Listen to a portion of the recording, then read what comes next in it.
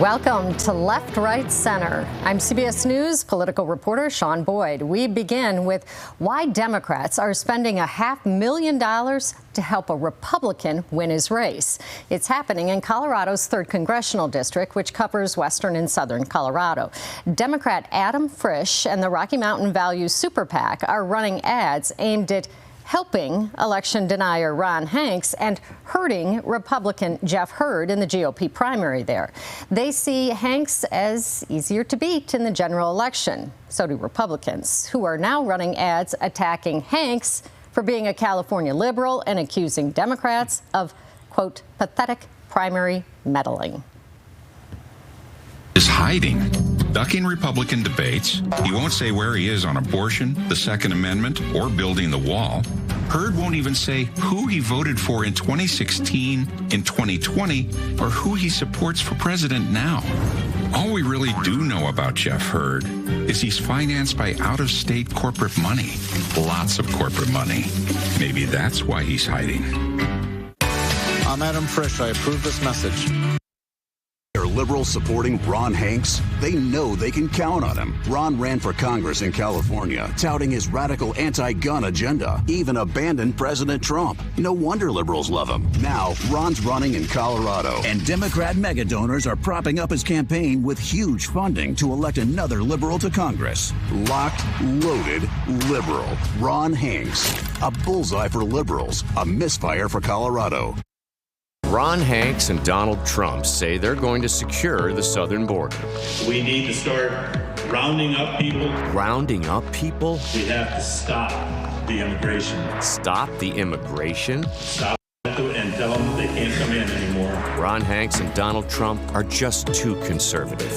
We have to stop the immigration. Too conservative for Colorado. All right, joining me are analysts, Republican Dick Wadhams and Democrat Mike Dino. So, Mike, based on voter registration, a Republican really is likely to win CD3. If it's Hanks, Democrats have helped send a far-right fringe Republican to Congress. You know, isn't this a gamble? It is. I mean, I'm jealous, though. I mean, we're not getting that action on the Front Range here. You know, the West Slope always makes it seem like they're missing out on stuff, but they got you know, right there front row seat on those ads. But yeah, you know, this has happened before. Both parties do employ this tactic, but it is a gamble, and you know, possibly the numbers don't add up for Democrats over there. Frisch is getting a second shot at this race, and maybe that'll help him out. But it really comes down to, you know, if you put a good Republican in there as a nominee, they probably have the best chance of getting elected. Frisch has raised quite a bit of money, definitely. though, too. You know, Dick, Frisch lost to Lauren Boebert by less than 500 votes there, which is why I think, in part, Boebert moved to CD4. She didn't want to go up against Frisch. So can he beat a Hanks? Can he beat a Hurd? Well, I do think that who wins that primary will determine if that is a competitive election or not. And Ron Hanks is so far out of the mainstream. I do think Frisch would have a shot at beating him. I really do. He's so offensive in his politics and how he conducts himself. But if Hurd wins the nomination, it's over with. Hurd is a mainstream, thoughtful Republican in the tradition of that district, of Scott Tipton, Scott McGinnis, and other Republicans who have represented that district. But I am appalled, though, Sean, when the Democrats start complaining about corporate money. I mean, like, they've never seen it before, and then, boy, we wouldn't touch that stuff, really? I mean, how do they do all these ads then? Yeah, both sides pull this, for sure. Exactly, exactly. But turning to the presidential race, where new polling data by Morning Consult finds President Biden's approval rating is underwater in 45 states, including Colorado, where it's -8. 44% of Coloradans polled approve of his job performance and 53% disapprove. Even in some of the bright blue states like New York, Massachusetts, and Washington, the president is barely above water. And while he's seen some improvement in swing states over the last few months, the numbers still aren't good. So, Mike, you know, Colorado, not considered a swing state, but how much do Biden's approval ratings potentially impact those down ballot races this November, especially, you know, ones like the competitive Congressional District 8? Yeah, I do think people running for election on the Democratic ticket have to be a little concerned about that. What we've seen nationally, particularly in Ohio and Montana, where there are Democratic U.S. senators running, they're polling better than the president. And I think we'll find the same here. I do think Congresswoman Yadira Caraveo, who was with the Agriculture Secretary Tom Vilsack this last week up in Fort Collins, has really established a good identity in the 8th Congressional. And I think she'll be able to run on her own merits. She's been able to bring a lot of funding back to the district. And by and large, wherever the president is, she'll be able to campaign on her own record. Voters separating out those incumbents from the president. So, Dick, Biden's poll numbers aren't budging despite him spending, I think, like twice what Trump has over the last few months. And well, some Democrats are actually really worried that he's focusing on the wrong message, democracy over the economy. His campaign told Axios, people doubted their messaging back in 2020 and in the midterm in 2022, and look what happened, So who's right here? Well, he's the incumbent now, and there's a big difference. And now in 2020, he could just run against Trump, essentially, and say, well, I'm going to make things normal and all the things he said. But this time, he's the incumbent. And the brutal truth for him is that people are hurting, and it's because of inflation. So it's hard for him to talk about the economy. When people go to the store or try to buy a house or try to buy a car, and they can't because they can't afford it. And so I don't know how he gets out of this predicament, Sean. I keep harping, and I know that my friend Mike always scoffs at me when I say this. The Democrats ought to find a way to ease him out of that and find a new candidate, because I think that's the only way. I think I have now decided he's headed to a loss to Donald Trump. I really do believe that. I think that this campaign is about to be cooked. Well, they're not going to switch him out. No, they're not going to switch him out. Probably not. But the economy is a hard thing to talk about because while we get numbers every month and it shows it's decreasing, it was 3.3 last month. Overall, it's almost gone up 20% since the president was inaugurated. Prices. And so that's why they have a hard time talking about the economy. Dick is correct about that. He is incorrect about him being replaced and losing. So I do think the president will eke out a victory.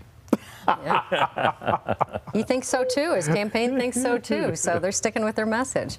Well, former President Trump is mulling his options for vice president. He's reportedly considering North Dakota's governor, Doug Burgum, HUD Secretary Ben Carson, Senators Tom Cotton, Marco Rubio, Tim Scott, and J.D. Vance, along with Representatives Byron Donalds and Elise Stefanik.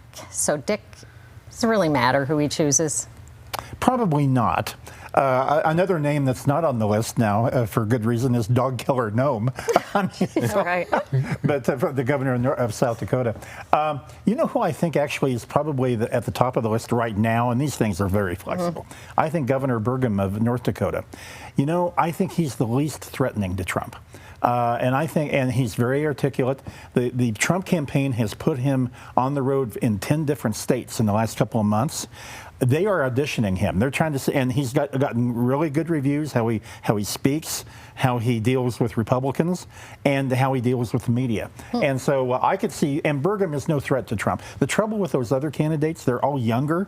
The moment they get inaugurated as vice president, they're going to be running for president in 4 years. And so I just think that's a big deal. So. Mike, do you see anyone on that short list that you think might help Trump? I think when he picked Mike Pence, it was really to reach out to those Christian conservatives, right? So, I think it's going to be a very narrow victory, and everything's going to be on the margins. I think what I worry about is a vice presidential candidate like Tim Scott, who does bring African-American votes with him. Or Marco Rubio, as we're seeing, some concern about Latino votes. And so those are the two that worry me the most. If he picked one of those two, because then I really think those folks really help make that case that he should get some of those voters. The trouble with Rubio, though, is that the Constitution, you forfeit that state's votes if we have two people from the same state. Oh, I didn't know that. And Trump and Rubio are both from Florida, so Trump would have to reestablish his residency at Trump Tower in New York. Which he probably would do. I'm sure. No, he would have to do that in order to get, or they forfeit the votes of Florida. Oh. Yeah. Learn something new every day. Yeah, there you go. Up next, the Surgeon General wants warning labels on social media. Will he get them, and would they even work? Also, the new social media law in Colorado.